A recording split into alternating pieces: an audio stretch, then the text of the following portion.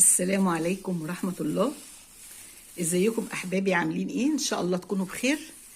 انا عملت حاجة حلوة جديدة قلت اشاركها معاكم علشان ان شاء الله كل سنة وانتم طيبين. رمضان قرب، نحاول نتبادل الافكار مع بعضنا كده ونشوف الحاجات الجديدة نحاول نقولها لبعض علشان كلنا نستفيد.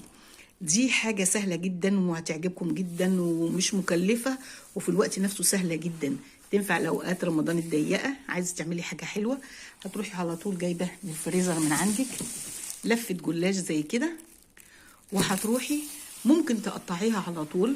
يعني بصي، تمسكيها مثلا هي كده اهي في لفة الجلاش، بتمسكيها بالسكينة حامية، بتقطعيها قد قراطين كده اهو، تروحي قطعة قطعة قطعة قطعة قطعة قطعة قطعة كلها، وتروحي رصاها بحكمة. القفلة تروحي زي زنقاها في الصينية، القفلة بتاعتها تزنقيها في الصينية كده، تخلي القفلة بتاعتها جوه في الحرف كده علشان ما تفكش، وتروحي لازقاها كده، وتحطي التانية برضو ايه والقفلة مقفولة جنبها، وترصيهم كلهم.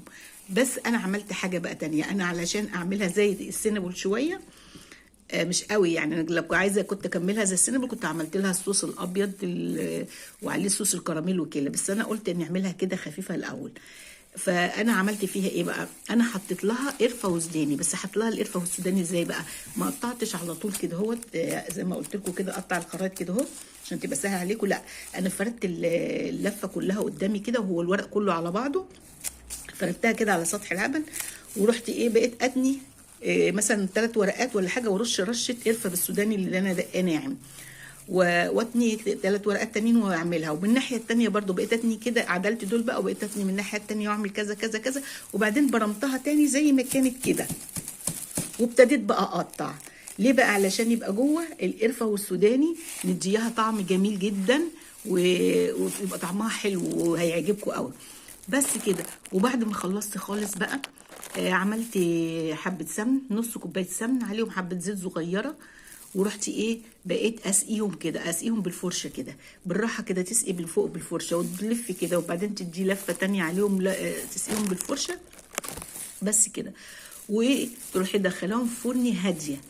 هاديه ليه؟ علشان يتحمروا ويتحمصوا، تبقى مقرمشه وتبقى جميله. يعني شوفوا بقى حضراتكم شكلها وطعمها دلوقتي، هتسمعوا صوتها جميل جدا. فدخليها الفرن بقى على درجه مش كبيره، درجه هاديه، يعني اعلى من الهاديه خالص بشويه، يعني اقل من المتوسطه كمان.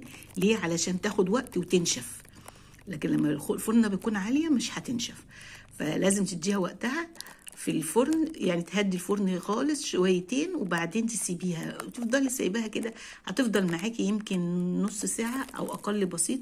تمسكيها كده تقلبيها من تحت، تقلبي واحدة من تحت، لما تلاقي ظهرها اتحمر كده، بصوا تلاقي ظهرها اتحمر كده، تبتدي ان انت ايه تسيبيها برده 5 كده، وبعدين تولعي الشوايه على الواطي خالص برده عشان ما تحمرش فجاه كده، الوش ما يتحمرش فجاه، على الواطي خالص. تفضلي تلفي في الصينيه، تلفي في الصينيه كل شويه لحد ما تتحمر وتديكي ايه درجه الحمار دي. وبعدين بنجيب بقى، نكون حاطين على النار كوبايه سكر واحده على نص كيلو كنافه، كوبايه واحده سكر وعليها نص كوب ماء وبس، وعصره ليمونه، ولو عندك سنه من الملح الليمون ماشي، مفيش مش مشكله، وتسيبيهم على النار قيمه يعني اكتر من 10 دقايق، ممكن ربع ساعه، تهدي عليهم خالص وتسيبيهم يجوا ربع ساعه لحد ما تلاقيه فيه بقليل كده، بيدل على ان ايه الشربات اتعقد كده شويه، يعني يشبه بتاع الكنافه شويه كده علشان ما يطرهاش. لازم يكون الشربات معقود شويه عشان يبقى مش زي بتاع قريب من بتاع الكنافه. وتروحي بقى جايبه وتحطي فيه حته سمنه بلدي بقى عشان يبقى طعمها كلها سمنه بلدي، وتجيبي المعلقه وتفضلي تسقي كده ايه واحده واحده، تحطي معلقه كده بالراحه كده، هتلفيها كده وترشيها بالراحه على الواحده وتسيبيها تلفي عليهم كلهم، وبعدين هتلاقي ترجعي بقى من الاول تاني ايه اللي تشرب كله، تروحي ايه مدياله معلقه تانية لحد ما يخلص معاكي الشربات. هم شربات تقيل مش هيطلعوا كتير يعني، يا دوبك هم على قدهم. وبعدين ما فاتش منهم حاجه، اللي هو كوبايه سكر وعليها نص كوبايه ميه وعصره الليمون طبعا، واي حاجه عندك بتزوقيها بقى. عندك عايزه تزوقيها بجوز الهند، عايزه تزوقيها بالسوداني، عايزه تزوقيها بالفستق الكداب ده، اللي انت عايزه تزوقيها بيها. طعمها تحفه جدا جدا، هتعجبكم وهتعجب اولادكم جدا، ولو ضيوف هتشرفكم وهتبقى شكلها وطعمها حلو جدا. وهطلع لكم واحده في الطبق وهوريكم ازاي هي مقرمشه وطعمها عامل ازاي. وبعدين هناخد واحده كده، بصوا اهو، بصوا شكلها اهي، واحده اهي، بصوا بقى، اسمعوا القرمشه، سامعين بقى؟ مقرمشه جدا، يعني حاجه كده ولا اروع. طعمها هيبقى جميل جدا، هيعجب الولاد وهيعجب الكبار والصغيرين. شكلها بصي الصوت،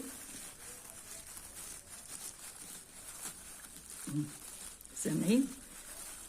طعمها جميل جدا. ولو سبتوها كمان اتحمص اكتر من كده ممكن.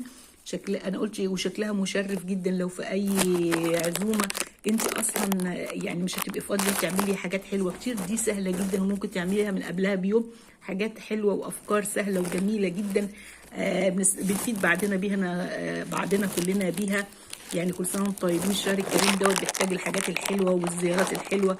ممكن تاخديها زياره وانت رايحه عند حد، شكلها والله مشرف وجميل جدا لو عملتيها كده في منتهى الجمال. لو عملتي جنبها مثلا حبة بلح الشام هتبقى زيارة حلوة جدا. يعني تكوني رايحة تفطري عند حد، يعني مش وحشة، جميلة جدا. وممكن يعني تحطي عليها برضو الصوص الكراميل، الصوص بتاع السينابول، تعمليه سهل جدا. هعملها مرة معاكم بصوص السينابول ده والصوص الابيض والكراميل عليه، هتبقى شكلها تحفه تحفه تحفه. وممكن تعمليها اكبر من كده، ممكن تعمليها اصغر من كده.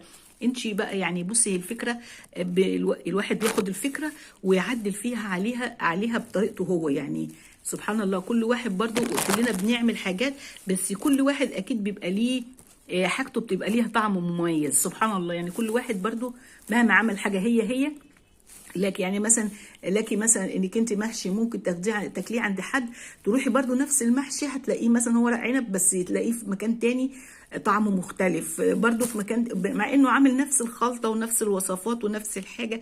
بس طبعا سبحان الله، كل واحد ربنا بيحط له من نفسه وطبيعته في الحاجه اللي هو بيعملها. وان شاء الله ربنا يوفقنا ويوفقكم جميعا، وكل عام وانتم بخير. والسلام عليكم ورحمه الله. وما تنسونيش في اللايك والشير، بحبكم والى اللقاء.